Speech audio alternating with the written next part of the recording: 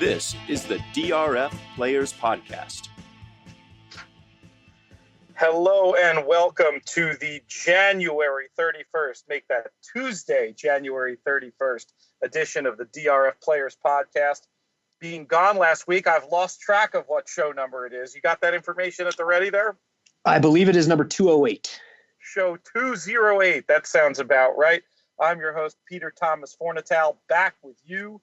That voice you just heard belongs to Mike Hogan, the Director of Product Marketing at Daily Racing Form, and the guy who produces these shows in conjunction with the fine folks at the studio, also brings you great content like the handicapping sessions, another one of which I believe we're going to have this week if we get our act together. Is that the current plan, Mike? Yes. Regardless of anything else, we will be having a handicapping session on Thursday, 11 a.m. Eastern time, looking at some of the plays from NHC players. I know you've got a few that you're hoping to get. We've definitely got Elliot Honecker on board. 15th place finish from Elliot. Should be a lot of good stuff. Great stuff from Elliot at the NHC this weekend. That's one of the few conversations we're going to be having throughout the course of the next hour. Few little things to touch on first. Normally, there's a third member of our team, and he may well yet be joining us. The private plane is in the shop. He's actually flying commercial like the rest of us today. Jonathan Kinchin has to get through airport security and see if he can find a place not too near the speaker saying the red zone is for loading and unloading only. We'll see how that works out.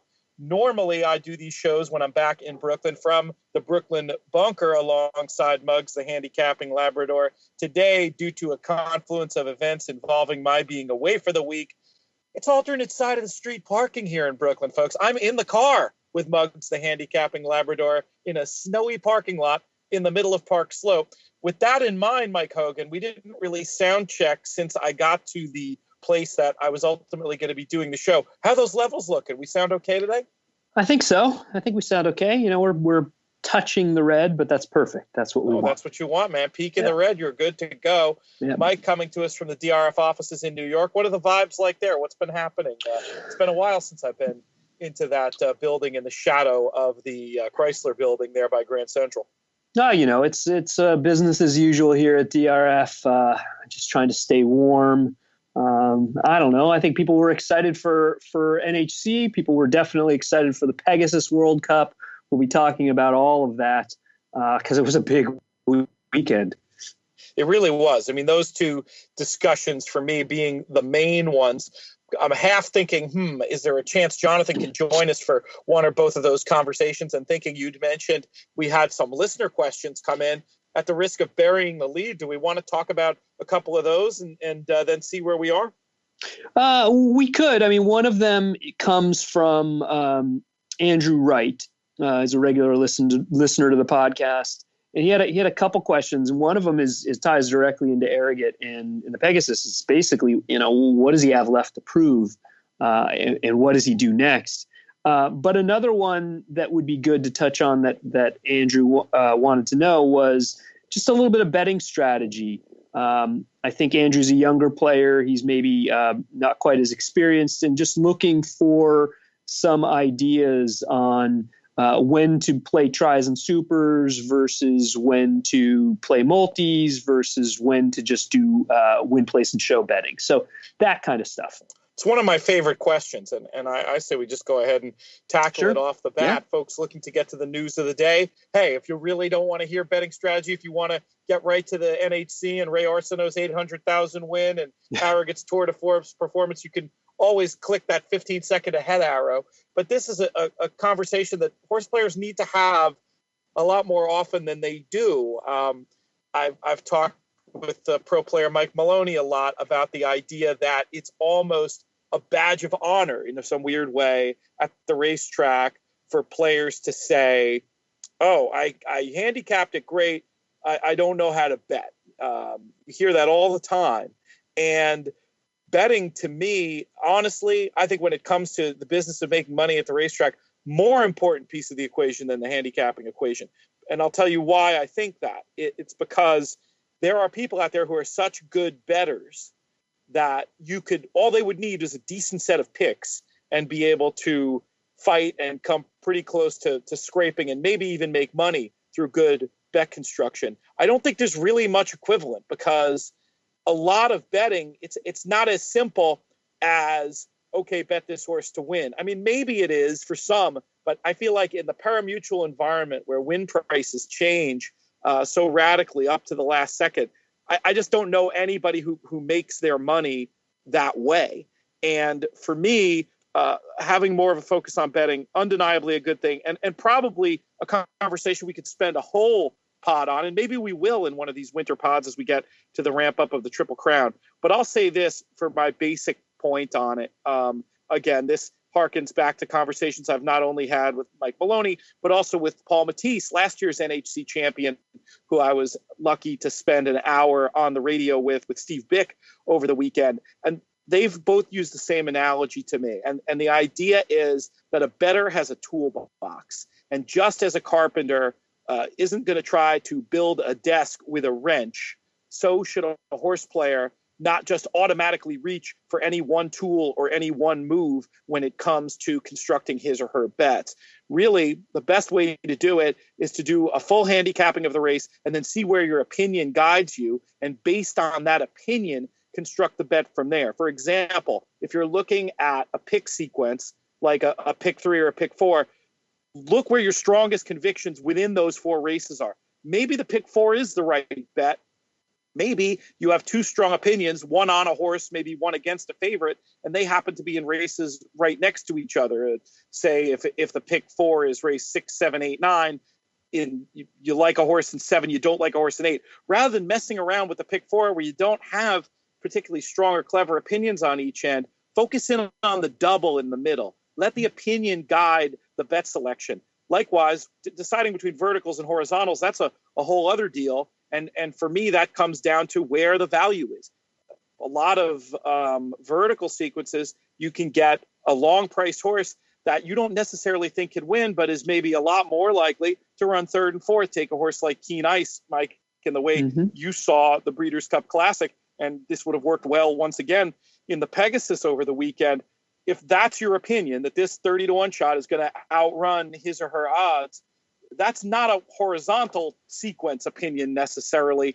That's one where I'd be more guided towards the verticals. What were your thoughts on this question, Mike? Yeah, I think that's exactly right. You have to figure out what your opinions are. And I think a lot of the horse players that I see on Twitter and a lot of the people that I just talked to, they say I'm a pick 4 player, or I'm a specific type of bet player, exacta player, which is fine. Not knocking that necessarily, but it's so much more complex than that. And your analogy about the tools in the toolbox is completely apt. You have to decide what you think of the race, and you have to decide how you can extract some money out of it based on your strongest opinions. The example you used with Keen Ice, I mean, if you've got a horse you think is going to win, if you thought Arrogate was going to win, you didn't want to bet him at 4-5, and you thought Keen Ice was going to hit the board, right there, you're halfway at least to creating a bet where you can actually make some money off of Arrogate winning the race, especially if you're able to be bold enough to play Chrome out of the Super, which is what happened. And of course, we'll get to that in a few minutes. But that's the way I approach it. Is if there's a vulnerable favorite, it doesn't necessarily mean I leave that horse off of my pick 4, pick 5 ticket or whatever. Maybe if I have an opinion in some of the intervening legs, then I do that as well. But I might just play that horse out of the exacta. I might use the double pool like you mentioned. The nice thing about the exacta and double pools is you have visibility into it. You can see, to some extent, of course, it changes as you get closer to post, but you can see what type of payout you're willing to accept. And if you're seeing 2 horses that you like and the exact is paying well, go for that. There's a lot of different ways you can approach things. And, I would just say, don't be too rigid. People have different betting personalities. And I think you make a good point, Mike, about how sometimes the betting personality can almost become like a security blanket. I'm going to play the pick 5 today. I really want to play the pick 5. There's reasons to do that are very logical. You're dealing with a low takeout. You're dealing with a lot of action over a long period of time. And I think that's okay if you have certain leans you want to make, but I also don't think you want to force it. I mean, yeah, you're giving up, to me, over the long haul in an already difficult game, too much equity. At the same time, having some sort of specialty moves you return to again and again also makes sense as you develop that betting personality. A lot obviously depends on the specifics, and to the fellow who asked the question, if there's any specific races coming up that you have questions about, feel free to. This could be a fun experiment. Like, give us an opinion. I think X and Y are going to happen in this race, and let us talk about it on a Friday show of how we can construct a bet to reflect that opinion, because that's really, at the end of the day, what all good bet construction is about. It's a numerical way of expressing an opinion, and practice makes perfect. The more you do it, the better you're going to get at it. And if you just, I don't want to be mean, but too many people just lazily will just take their numbers and box them in the exacta or whatever. It's just not going to be a strategy for long-term success. I mean, hey, some of it depends on what you're going to the races for. If you're just looking to have fun and yell at the TV or yell at the horses on the track as they come by, like, no judgments here. But if you're really looking to increase your bottom line and your return on investment, a more sophisticated approach is required. Anything further to add on this one, Mike? Yeah, one other thing I'll say quickly. I think sometimes people are a victim of their own success. And by that, I mean, let's say your biggest hit ever was a pick 4 where you didn't have an opinion of one of the legs. So you went all, and you got lucky and caught a long shot in that race. And so it paid out huge. And so all of a sudden you say, okay, that's my thing. I will go all in all these races where I don't have an opinion. That doesn't mean you're going to get lucky every time. It's like the analogy that I use sometimes is if you're playing poker and you draw to an inside straight on the river, that's going to work now and then. But anybody who says, hey, that's my thing, I'm the inside straight guy. Can I play poker against that guy, Mike?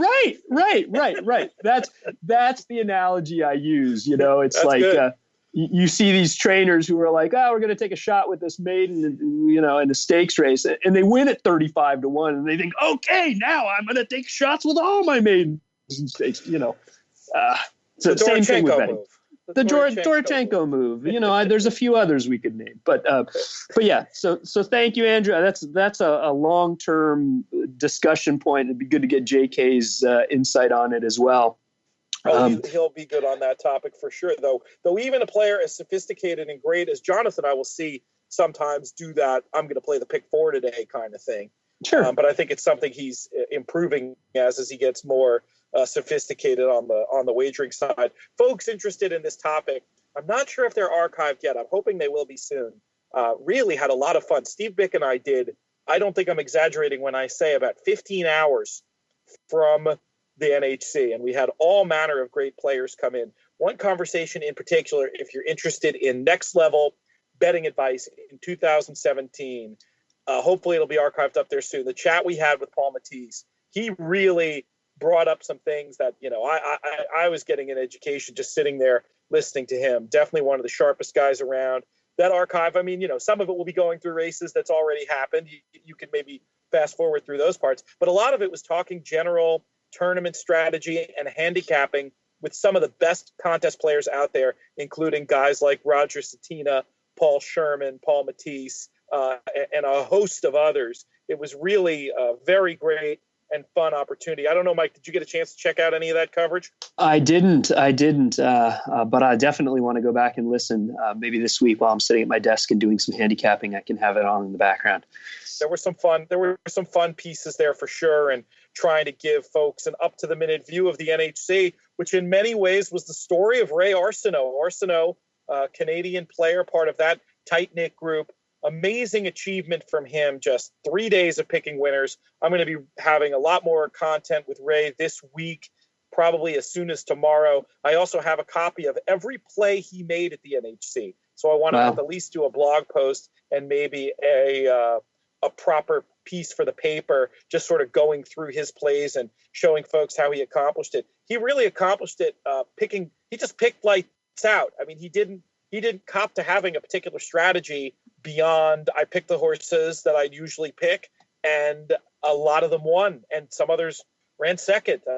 We mentioned Dorochenko before. He had an 11-1 second place Dorochenko horse on the second day, or no, early on the third day that helped him out. The NHC being the marathon that it is, it really is an amazing test of handicapping. I don't appreciate it when people talk about luck in contests on Twitter as if it's, you can just get lucky. The fact is, in a one-day online contest, you can get lucky. At the end of the year, skill will out, and the best players are going to do much better than the average players, who will do much better than players just playing random numbers. But at the NHC specifically, I have to say there's no getting lucky. I mean, yeah, luck is involved in that you can have a cap horse lose a photo, etc. But you really have to be, over the course of those 3 days, the best player. And Ray lived up to that.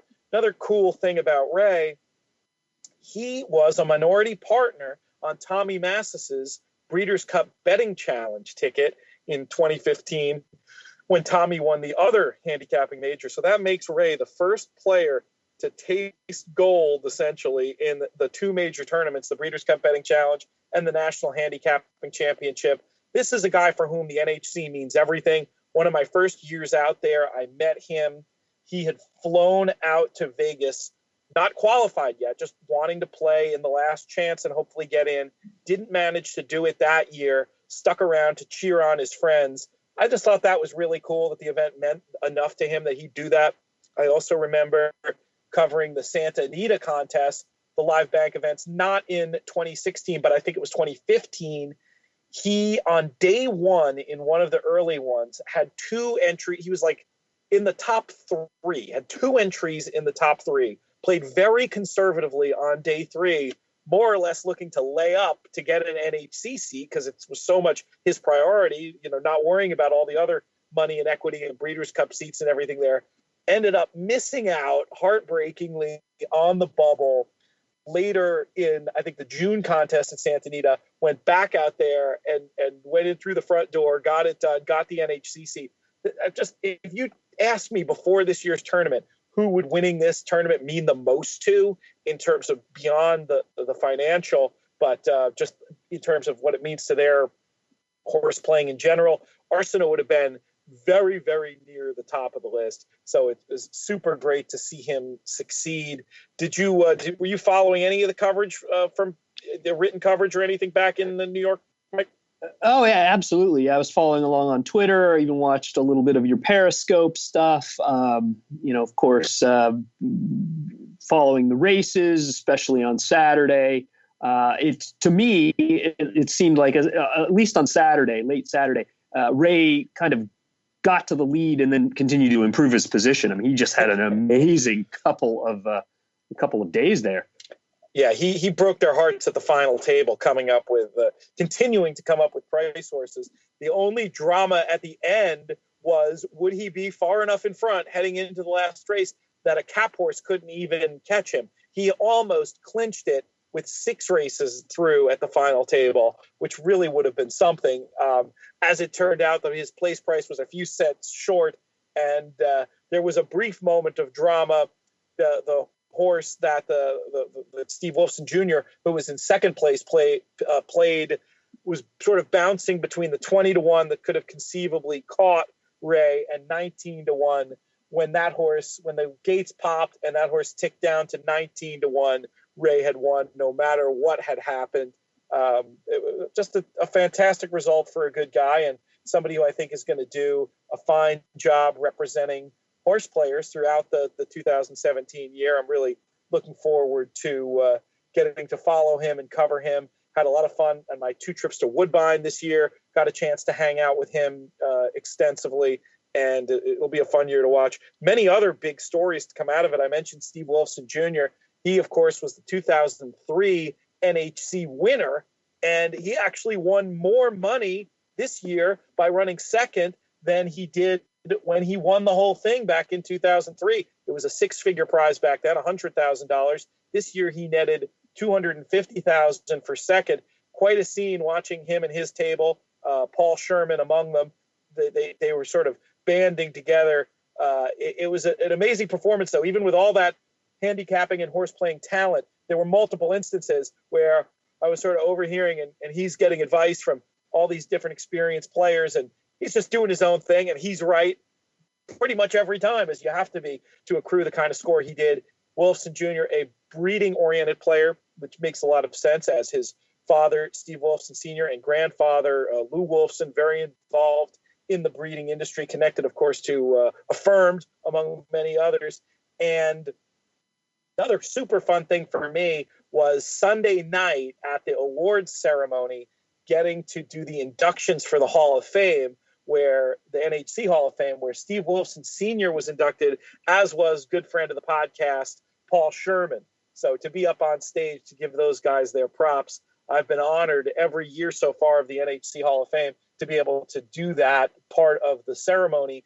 And for me, it's just such a thrill all year long to get to write about horse players in the pages of Daily Racing Form, and then to be able to stand up on stage for the Treasure Island Ballroom and give those folks sort of the ultimate honor bestowed by the NTRA of their peers and the contributions they've made to handicapping contests in general and the NHC specifically. That was really a hoot, and very fun to be up there sharing the microphone with Eric Wing, who's been the MC of that event, I think just about every year, formerly a regular guest on the pod too.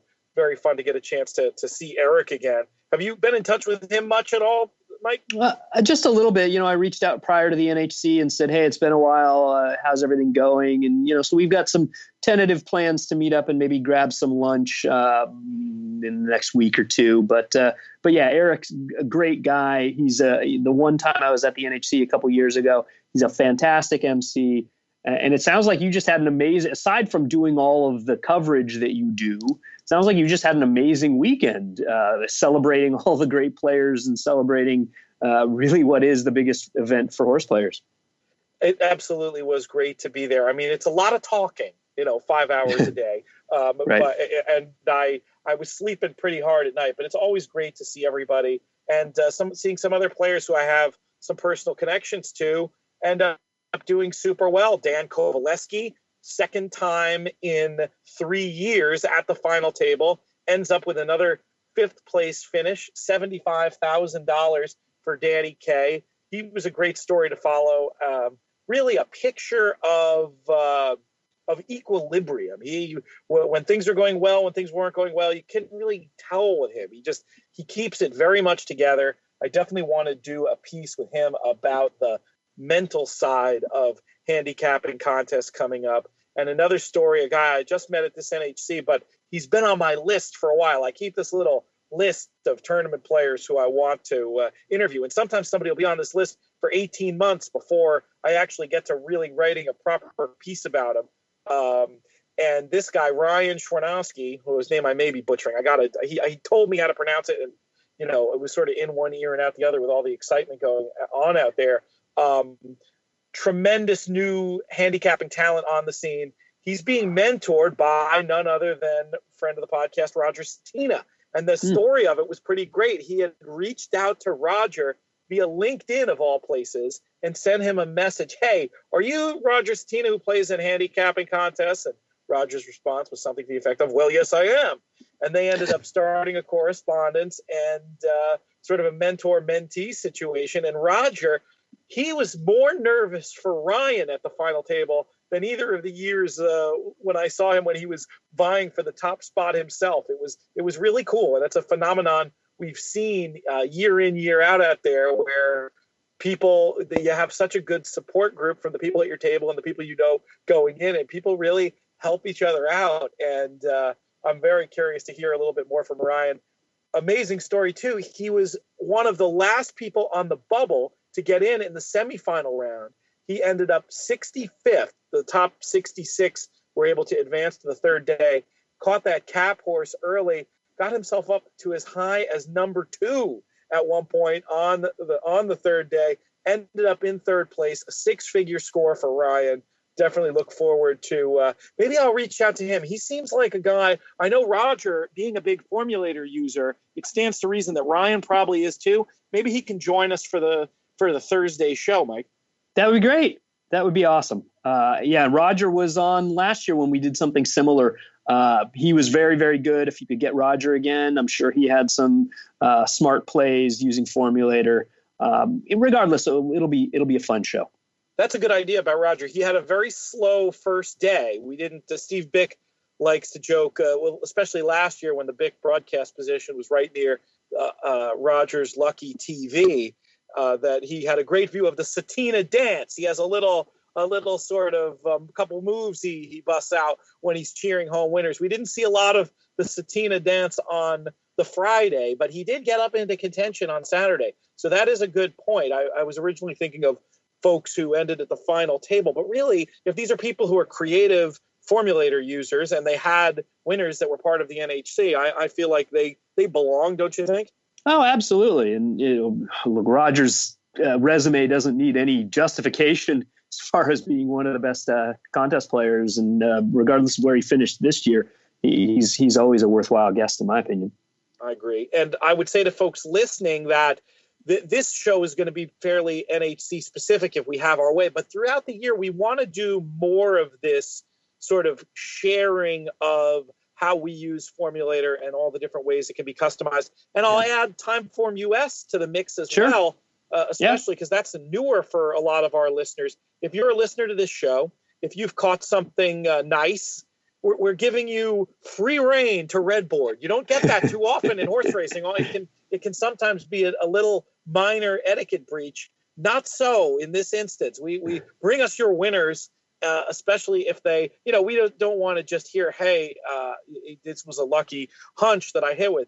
But if you can explain how some of these daily racing form tools helped you and led you to a big score, we want to hear about it. You can email us at podcast@drf.com. You can hit me up on Twitter @LoomsBoldly. You can find Mike for that. Which one of your handles would you prefer to use? DRF Hogan's fine. Yeah, Formulator too. I mean, either way, if I follow more people on Formulator and probably more people follow me there. So if you want to direct message the DRF Formulator account, I'll get it. Yeah, it would be very cool. We'd love to have the buy-in. Super gratifying. A lot of people came up and said kind words about the podcast out at the NHC, and we appreciate that very much. Obviously, there wouldn't be a show without you. So keep the good feedback coming, or even the constructive, critical feedback coming. We're an ever-evolving entity, and happy to hear the words and react to them. So, all right, do we have a Jonathan Kinchin update? I feel like we've been talking for half an hour. It seems like he should be about ready now.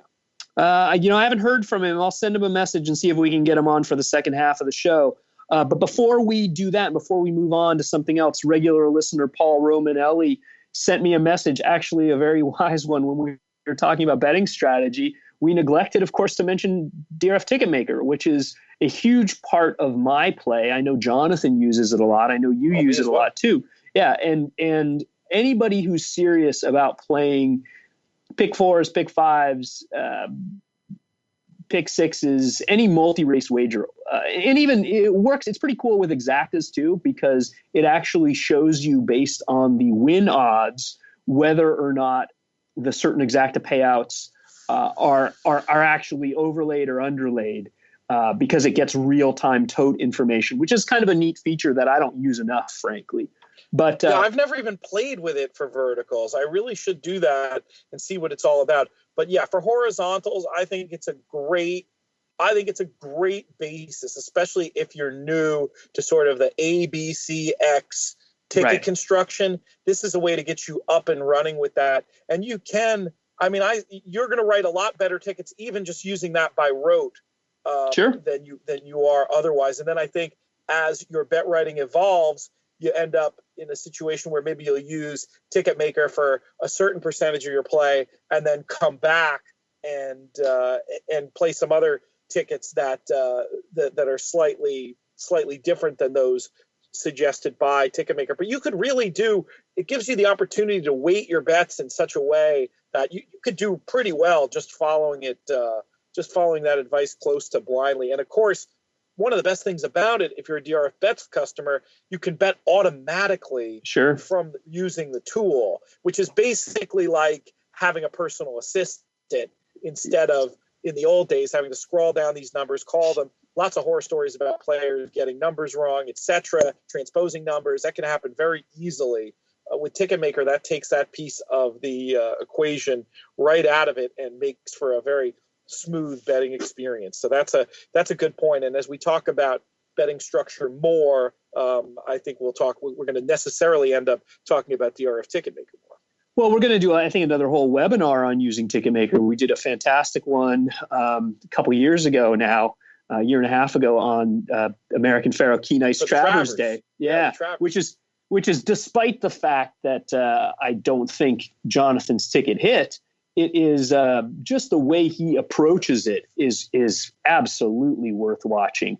It was a lot for a lot of money. I played something very, very similar in both. I can't remember if we did the pick 4 or the pick 6 that day. It was pick 4. Yep. It was very, very helpful, and really, really, in retrospect, a moment where writing those type of tickets, you could see how, for very little money, you could have for very little money, extra coverage. You can see the power of how you can be wrong essentially about a race and still hit it just by writing the bets correctly. Right. And I do think that webinar, even though the specific ticket did not hit, I think you can see that phenomenon there. I don't think we want to, when Jonathan comes out, we got to talk a little NHC, but boy, we could easily spend the rest of the show on the Pegasus at this point. I think we've buried that long enough. Maybe we'll talk more NHC with Jonathan on Friday. It was billed as a match race, and unfortunately only half the entrants in that match race showed up. Incredible performance by Arrogate in the Pegasus. And now how about this? New information coming to light from Timeform US's Craig Milkowski that he believes Arrogate may have actually run a full second potentially faster than the published time. So take your already impressive buyer speed figure, maybe add 8 or 10 points, right? In theory, anyway. Just take an incredible performance and just boost it up to the stratosphere. What were your general thoughts on the Pegasus, Mike? Arrogate is. I don't know if you listened to any of the discussions that we had last week on the podcast when Craig was the guest for both shows.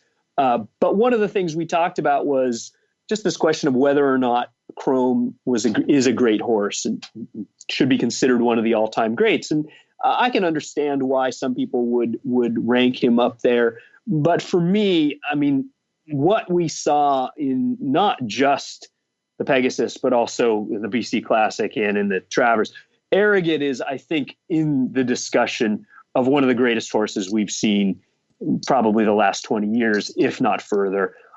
I don't know what else to say. This is a horse who it looked like at no point in the race was he ever in danger of losing the race. At no point in the race did Mike Smith ever seem worried.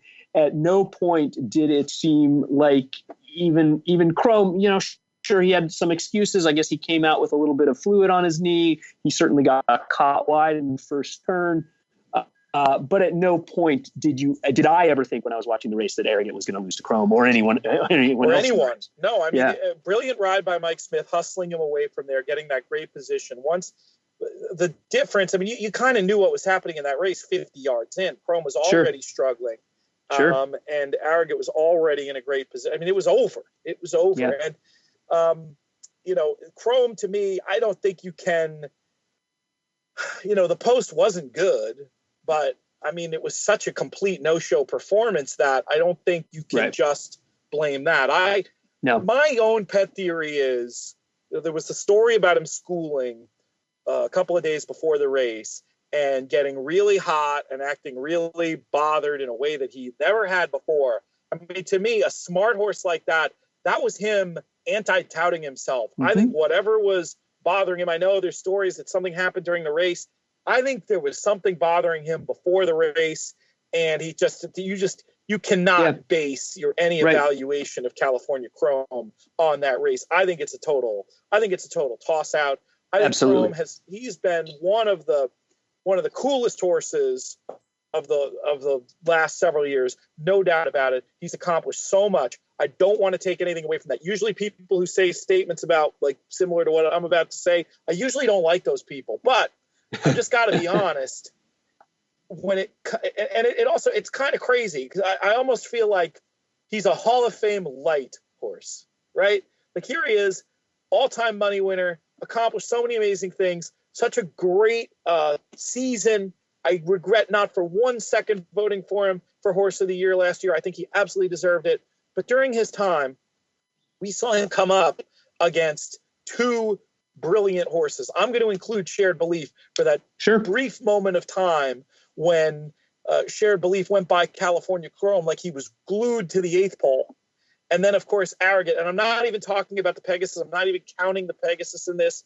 I'm thinking more about the Breeders' Cup Classic where Chrome had the better trip, the better setup, and Arrogate still, defeated him rather easily. And I'm going to say it's hard for me to call a horse. It's hard for me to say California Chrome is one of the handful of best horses ever when I can name the two brilliant horses he faced, beat him pretty soundly. But I don't mean that to take away from the legacy of what a cool horse he is. And like I said, I still think he's like sort of borderline great. But I can't push him up in that upper echelon. And Chromies, if you need to send me the hate mail, go ahead.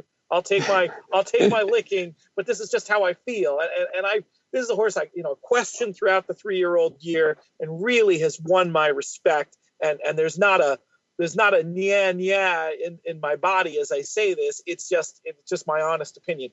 I love the horse. And I don't think the Pegasus, don't take anything away from that, but I still think looking at the overall body of work, it's hard to be as impressed as I am when I look at what someone like Arrogate has accomplished, both on the track and in terms of speed figures. Yeah, I don't know if you saw it, but I tweeted out a poll Sunday. It's a week-long poll, so it still has 4 or 5 days left, just where Chrome ranks all time. The choices were top 5, top 20, top 50, or outside the top 50. 60% of the voters have picked either top 5 or top 20. So 60% feel like he's a top 20 horse. I'm kind of with you, Pete. I made the case last week. How far back are we going? Are we talking about like for a century? All time. All time. I'm talking all time. Yeah. I will say this. He's an all-time great California bred. And he's top 5 California bred. And maybe even arguably the best. I mean, he's right up there with Tisnow and Swaps and Native Diver, Best Pal. I would put Lava Man in the conversation. He's in that conversation, but I don't know if he's top 20. He's maybe top 50, but it's hard. I like to reserve these historical conversations too for when we've had a little bit more time for things to settle in and a little bit more more context. But of course, we have a podcast. We're supposed to talk about this stuff. What are we hearing about what's coming up next for Arrogate? It's from what I was hearing, it sounded like Dubai was not in the cards. What have you heard? Yeah, it's a little mum. To be honest, I haven't heard a whole lot. I think he's just going to be back in California. Baffert's going to take it slow, map out a campaign that's going to include a defense of his BC title, and I would imagine also a defense of this Pegasus title. And then I would guess after that he goes off to stud next year, assuming he stays sound and continues to race throughout the year. But it doesn't sound like Dubai, unless they change their minds. It doesn't sound like Dubai is on the table. It's probably going to be a 3 to 4 race campaign leading up to the Breeders' Cup that might include the Pack Classic and, the Big Cap and some of the major stakes out west, I would imagine. I'm rooting for return to Saratoga, which we know he loves, for the Whitney. Now, I don't think you can dance the Whitney and the Pacific Classic, so that there'll have to be some decisions made there. I think this horse, in some ways, another thing I'm going to say that sounds a little crazy. In some ways, I'm more impressed by the training job of Arrogate from Bob Baffert than I am with American Pharaoh. And I say that obviously not to take anything away from the training job of American Pharaoh. It's incredible. But I just feel like Baffert, for a number of years, was in a position where he would sort of aggressively put horses through a program with seemingly the only goals being the Triple Crown races. And it seems like the various qualities they recognized in Arrogate, that he was pointed to this late bloomer campaign. And, there are, maybe I'm wrong, but I almost feel like the old Baffert might have put the screws to this horse to try to push things a little bit earlier. And by not doing that, has unleashed this beast on the racing world. And it just makes me very happy to see a horse handled like this. I'm one of the people who has argued at times that the Triple Crown is as great as it is in so many ways, and how it's one of the things in racing that really works. I get all that. But there have been times in my life where I felt like it was this glass ceiling in a way for the sport, because of how everything being focused on that didn't allow for horses like Arrogate at points. And to see a horse be able to achieve these heights with the signature win and the Travers being the arrival on the scene, there's something super cool about that. Yeah, and I wonder if American Pharoah helped change all that for Baffert. Maybe it took some of the pressure off, especially when you consider he had so many other decent and precocious horses in his barn last year after American Pharoah went to stud. Maybe it allowed him more freedom to take things a little more slowly with this horse that, from all accounts, he has said from the start he thought was going to be very special. And I'll even put something else out there. I completely agree with your assessment about California Chrome maybe being slightly off before the race and trying to, through some small ways, get that across. I guess he balked loading into the gate, is what Victor said. He's never done that before. Yep, that's a great point. Certain things that it made it seem like maybe he doesn't want to run today. I'll even mention my wife, who doesn't follow racing obviously nearly as much as me, but is a very good handicapper and a we've spoken, and she's sharp. Yeah. She said, watching the prior to the race in the warm up, she said, Chrome doesn't look right. Chrome doesn't look right. He's not going to run. I don't know. Whatever. I just said, okay, yeah, well, she was right. But anyway, go back to Arrogate for a second. I wonder, there was the whole rift in April between Bob Baffert, Martin Garcia. It came about a week after Arrogate's debut, where Arrogate got beat at odds of 1-2. Of course, his only career loss. Go back and watch the replay there. It was, granted, it was low sal, granted it was sprinting, and there was maybe not the best surface for him to close into, and probably wants to go a little further, but just how much better he looked in that race than everybody else. I wonder if Bob got a little upset at Martin, and that was kind of the beginning of that rift. That's interesting. You mentioned the possibility of maybe American Pharoah's Triple Crown performance taking some of the pressure off, allowing Baffert to handle Arrogate more slowly. I think the key factor there, and this is an important thing for folks to look at in their handicapping from time to time, has to do with the owner-trainer relationship, right? This is one of the first horses Baffert has for Juddmonte Farms. Juddmonte, happy to participate in Triple Crown races when appropriate, but not exactly their end-all, be-all. This horse was with Baffert. They're looking for a dirt stallion, more or less. I think when you're training, who you're training for depends in a lot of ways what you can do as a trainer. And I think it might be more of a case of that than anything else, sort of knowing what the long-term goals were for this horse, and Baffert being able to tailor a plan that has exceeded any reasonable expectation. And that's just something, it's not the easiest kind of trainer work to do, right? What kind of owner filters do we have in Formulator? What we have is this owner. So if a horse is entered on a specific day, you can see how the trainer has done with that particular owner in the past 5 years. It's not perfect for a couple of reasons. One, it doesn't show full partnerships. So if it's Juddmonte with another owner, it's only going to show that exact ownership partnership. But it can tell you how he's done with all Juddmonte-owned horses exclusively over the last 5 years.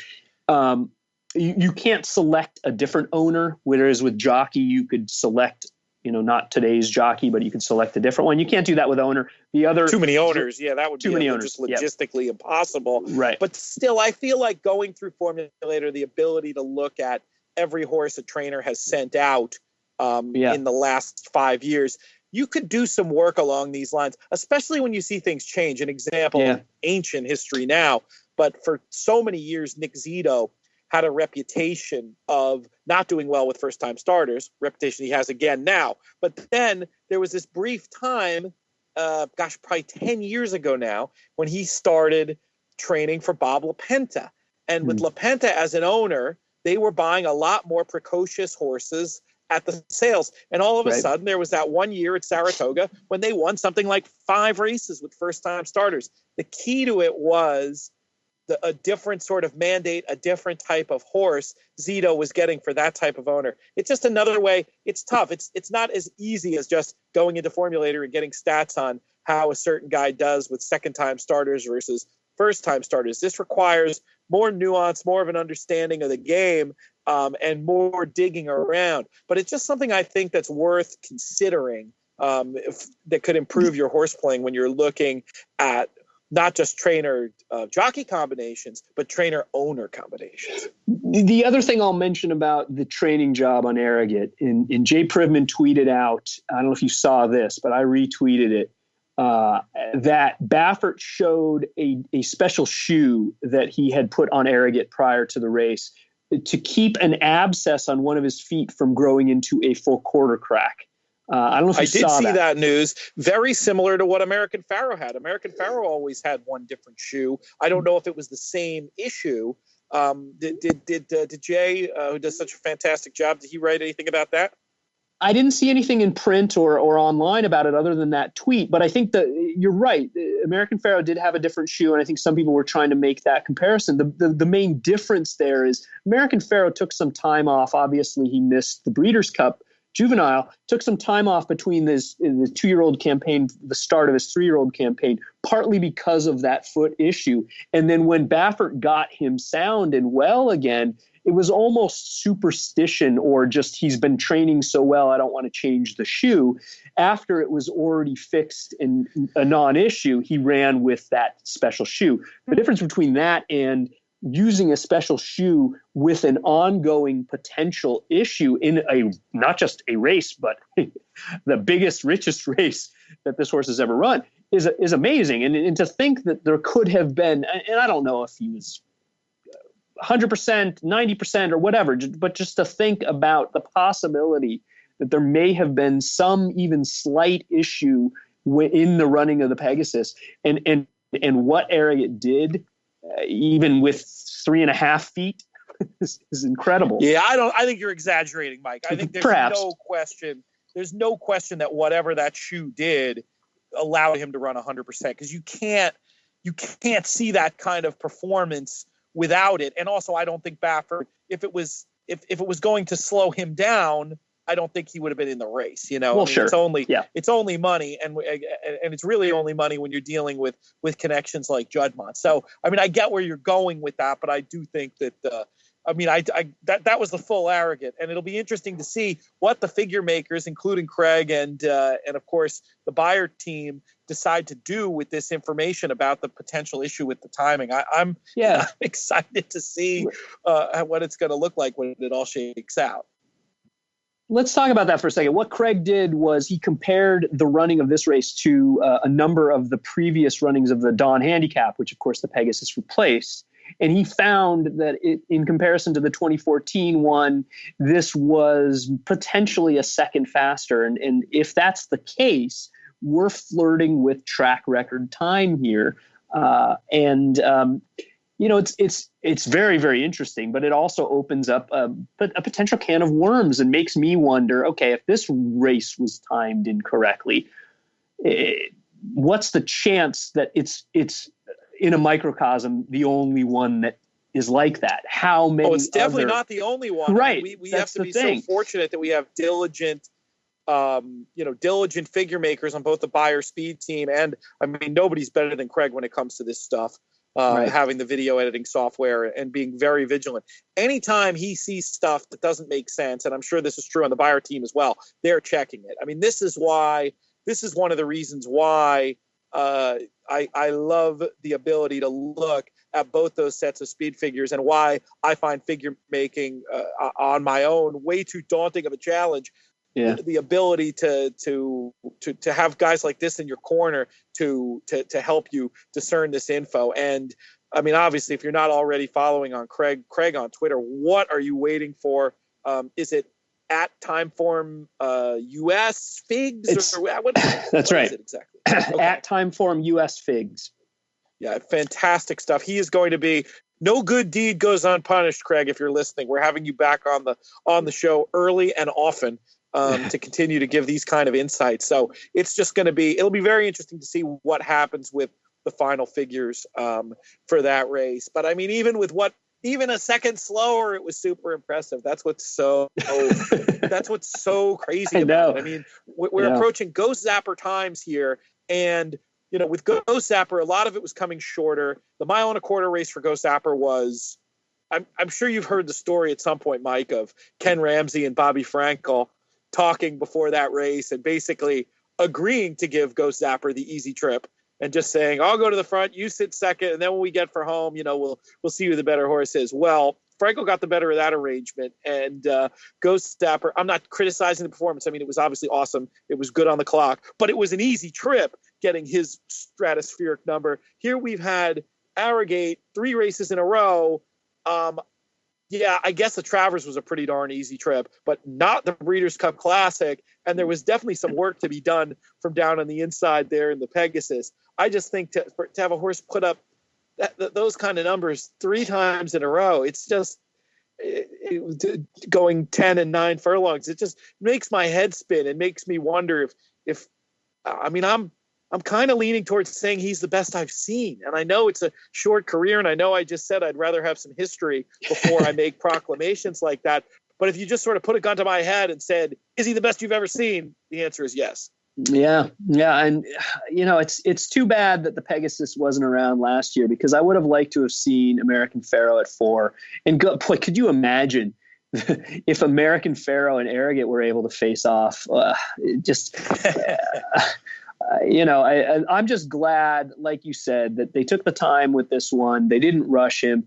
As an unbridled song, a stallion that has a reputation for producing foals with some issues. I'm glad that they were able to take the time, get this one to mature, and now we're going to see what he can do as a 4-year-old if all things stay sound, and maybe early next year as a 5-year-old.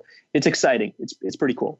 It's going to be great. I'm certainly not one of those people who doubted Pharaoh. I, as I've said many times on this show, thought there were reasons why his pre-Breeders' Cup Classic figures were lower. I'm not saying they were wrong figures, but they were just an array of circumstances that I thought made figure making challenges for a bunch of those races.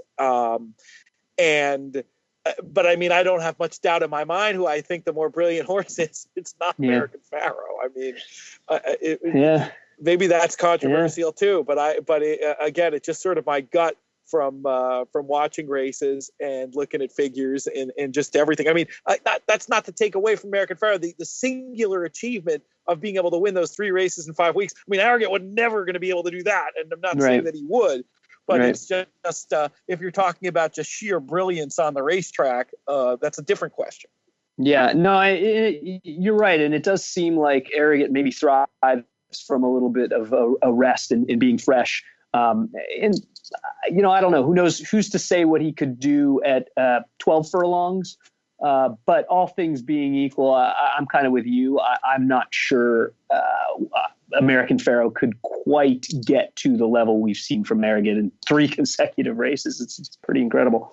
Yeah, I would think the way Arrogate shapes, not that he'll never run 12, but he sure acts like a horse who would have no problem and could even potentially improve.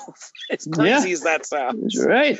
I mean, that's the scary thing. He runs faster later in his races, typically. Of course, the fractions of the Pegasus I think the original posted fractions did have him slowing down in the last furlong, but maybe that has to do with the timing issues. It doesn't seem that likely that you'd run as fast as he did 2 and 3 furlongs from home and slow that much in the last. So maybe that's where some of the number issues come in.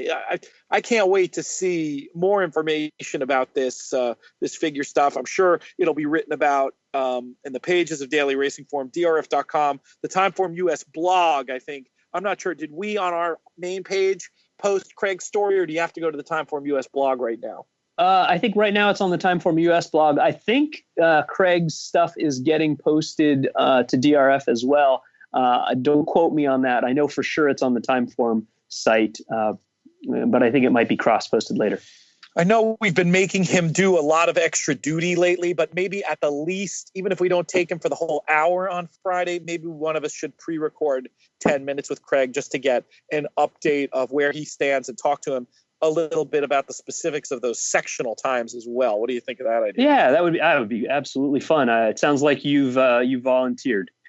Yes, I have volunteered to be the one to do it. That's absolutely fine. Any excuse to talk to Craig, one of the sharpest guys in the game, and so glad that we have this DRF Timeform US partnership going. I think it's a great way for everybody to improve the way they look at the game. I mean, I think it's a valuable tool, and just good to have that kind of brain power on the same team. It's neat. It's very cool. Did you? It's okay if you didn't. I know you were busy last week. Did you get a chance to listen to much of the podcasts I did with Craig? Was on both of them. I love the intro. I listened to the intro of the first one and I loved it. I liked Craig picking up the 3-name mantle. That was excellent. I was desperate to get back to listening to both whole shows. I'll be honest though, I ended up just being too underwater. I was shamed by a couple of contest players who are fitness nuts. My friend Frank Sorensen, and of course Chris Larmy, who's been on the show many times. Guys who are like, go running every day and are super fit, and were part of the influence for me to run the half marathon I did last year. I was embarrassed upon seeing them that I hadn't done such a good job keeping up on the fitness side just the last month or two. It's just been a little hard with the holidays, and then some extra work I've taken on I took on in January. So shamed by them. I did make it to the Treasure Island gym, home of the John O'Neill NHC workout from the year he won. I did make it there 3 days, but I decided I needed to sort of have 1 hour of the day where I didn't think about racing. So unfortunately, that was the time. I meant to listen, and I could have listened then, and I did not. But I'm looking forward to hearing more. And I always also enjoy to hear what Byron has to say. Did he end up joining you Friday as well? He did, and he actually picked a winner or two, if I remember correctly. Nice. He was on Taglib, which was a horse that I liked. Actually, I through the DRF Formulator account. It's worth checking out if you missed it. The Timeform US account and the DRF Formulator account did a back and forth on the WL McKnight. I caught some of that. That was a fun little. That was a fun little feature. Did you enjoy doing that, going back and forth? Yeah, I'll tell you, it's a lot of work, but yeah, it was pretty cool. Well, that's good. Those guys are going to keep you sharp arguing with guys like that. I know. It was a lot of work. Keeps me on my toes, but there were some really positive things from Taglib. Surprisingly, how well hard spuns do at 1.25 miles plus. 26% win rate with all of his foals at that distance. That is interesting. Yeah, towered over the rest of the sire. I mean, the rest of the sires are 15%, 14%, as you would typically expect hard spun. Surprised that they hadn't tried going further with him until they just did the race before when he won at 2 miles. But it seems like that's his sweet spot. But that was fun. Byron was good. Craig was good. The Tuesday one was, of course, much more theory and much more about figure making and a lot of that kind of stuff. And definitely check it out. It's almost like the second version of the webinar we did with Craig. That's great. I'm going to go back and listen to both. Great job by you, Mike, holding down the fort. JK, a no-show. Yeah. These days, a man of color getting detained at an airport, it does worry me a little bit. But hopefully he'll be back on Friday. He sent me a text. He said it was a little too ambitious to think I was going to make it through security. I had to sprint to the plane. So, all right. Well, at least he made his flight. We'll get him back on the show on Friday. I want to thank Mike Hogan. I want to thank all of you for listening. I'm Peter Thomas Fornatale. Tune in. We'll be doing a look at the races on Friday, approximately 11, maybe a special visit from Timeform US figure maker Craig Milkowski if we can get that arranged. Until the next time, may you win all your photos.